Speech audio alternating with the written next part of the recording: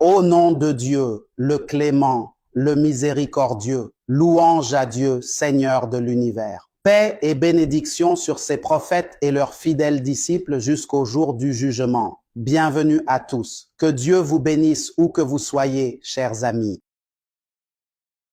Le mardi dernier en date, le mardi 26 mai de ce mois, un événement tout à fait particulier s'est produit après que absolument tout le monde en ait abondamment et longuement discuté sur l'ensemble du territoire national du Burkina Faso. Il s'agit de l'arrestation du prédicateur sunnite, président du Conseil des savants de l'association Al-Sunna wal Jama'a, le docteur Mohamed Ishaq Kindo, qu'Allah le préserve et le protège, par les autorités en place. Les autorités n'ont pas encore donné d'explication sur la raison de cette arrestation. Cependant, malgré la réalité des faits, une multitude d'utilisateurs sur les diverses plateformes de réseaux sociaux ont commencé à diffuser activement de fausses rumeurs et à inventer des mensonges pour ensuite fonder dessus l'ensemble de leurs propres analyses personnelles et de leurs jugements qui s'avèrent souvent définitifs. Un grand nombre de personnes à travers le pays sont d'avis que le docteur Mohamed Ishaq Kindo a ouvertement attaqué les actions du gouvernement lors d'une grande conférence publique et solennelle qu'il a donnée le dimanche 24 mai de ce mois-ci devant une audience particulièrement attentive et nombreuse réunie pour l'occasion. Et il faut noter que le docteur Mohamed Ishaq Kindo a lui-même qualifié ce gouvernement actuel un régime de gouvernement tyrannique et a comparé le président actuel au despote Abu Jahl, affirmant que le président subirait le même sort qu'Abu Jahl, c'est-à-dire une destruction totale et inévitable. Et ils ont commencé à déformer ce qui a été dit dans la conférence du docteur, en se basant sur ces éléments pour aboutir à des conclusions erronées.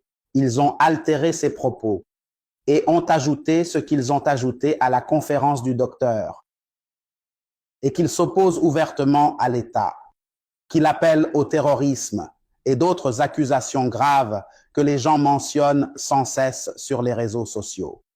Pour ma part, je souhaite vraiment vous raconter lors de cette séance la véritable histoire de la conférence. Comme je l'ai déjà dit, les responsables n'ont pas encore expliqué la raison précise de cette arrestation. Il aurait donc été bien préférable que les gens attendent sagement la décision officielle du gouvernement. Mais certaines personnes ont commencé à déformer délibérément les propos et à attiser la haine ainsi que l'animosité au sein des citoyens du pays, à travers leurs analyses et leurs jugements personnels. Voici la véritable histoire de la conférence du docteur. Le très respecté docteur Mohamed Ishaq Al-Nahar a l'habitude de donner un cours hebdomadaire de manière régulière chaque jour. Cela fait maintenant plus de 20 ans qu'il se réunit ainsi chaque dimanche soir, juste après la prière du Maghreb, au sein de la grande mosquée centrale appartenant à l'association des gens de la Sunna et de la communauté.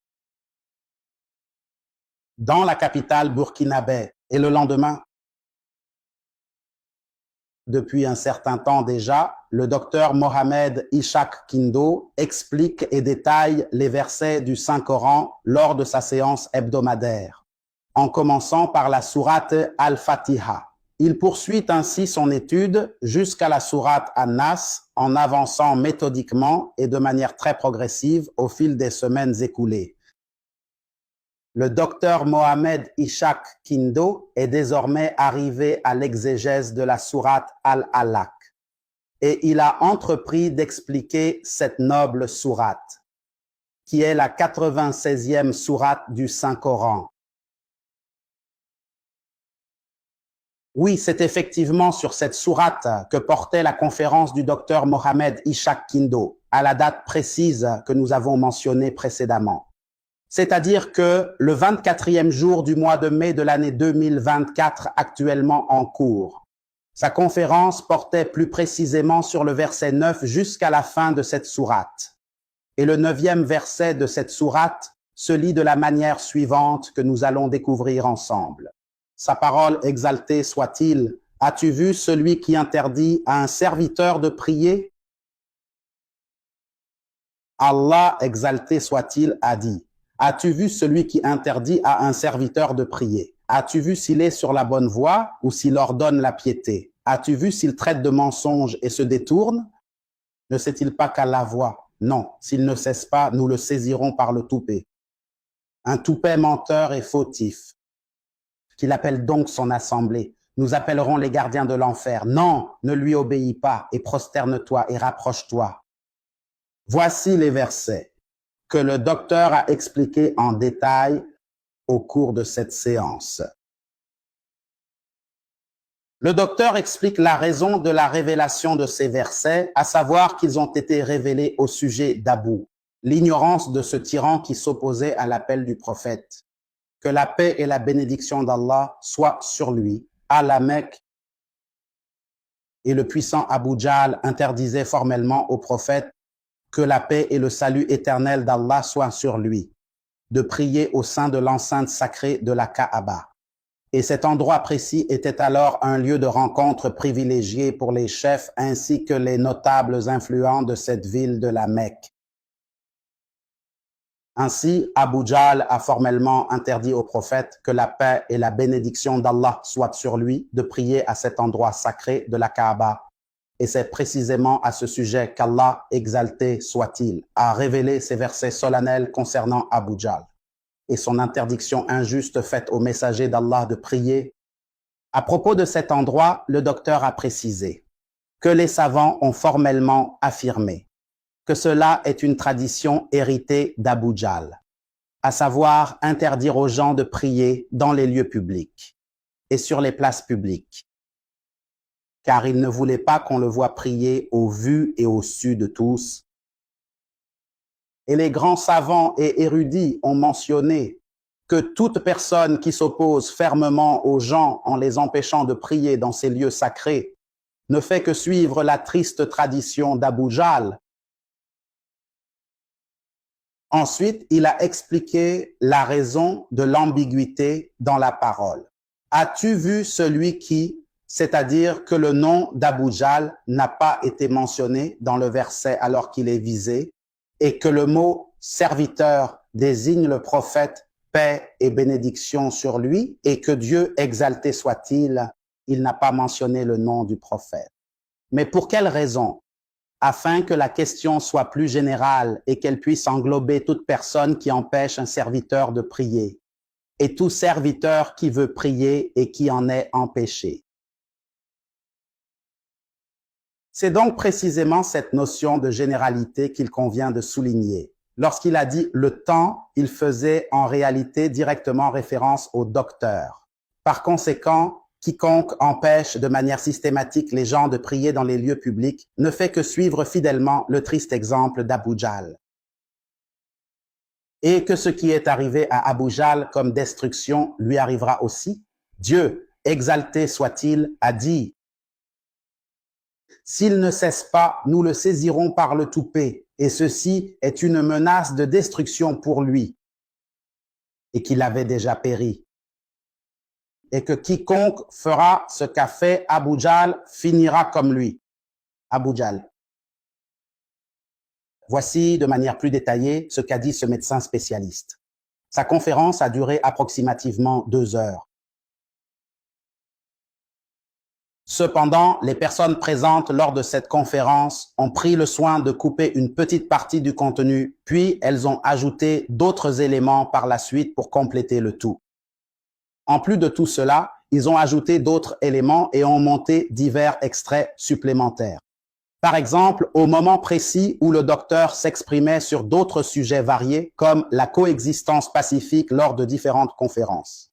Ils ont donc volontairement amalgamé 2 concepts totalement opposés ou rassemblé des interventions qui différaient pourtant par leurs causes et leurs objectifs initiaux. Puis, ils ont commencé à analyser et apporter des jugements. Et tout cela n'est en réalité qu'une véritable incitation à la haine ainsi qu'à la corruption. C'est précisément pourquoi, à mon tour, je souhaite ici éclairer les gens. La réalité concrète de la conférence ne représentait pas une attaque. Il n'a été fait aucune mention du nom du gouvernement durant cette conférence. et il n'a pas non plus été question du chef de l'État.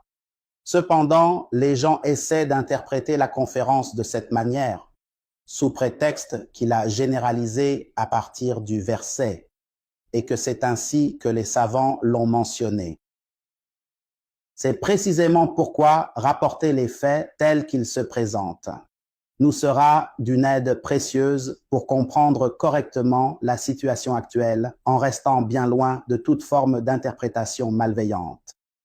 Cela n'apportera jamais rien de bon pour l'avenir de notre pays. Et lorsque j'agis de la sorte, je lance un appel en faveur de la coexistence pacifique et pour l'adoption d'une méthode constructive dans de telles affaires. Nous plaçons désormais toutes nos attentes dans l'action du gouvernement et nous demandons sincèrement à Dieu que cela soit un bienfait pour nous tous. Et nous demandons à Dieu le Tout-Puissant de soulager notre éminent cher, le docteur Mohamed Ishakindo, bien que ce docteur soit reconnu comme l'un des savants les plus respectés et réputés actuellement.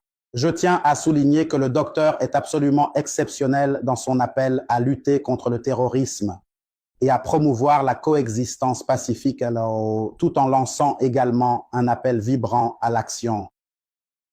Comme Dieu exalté soit-il l'a ordonné et comme son messager, paix et bénédiction sur lui l'a ordonné.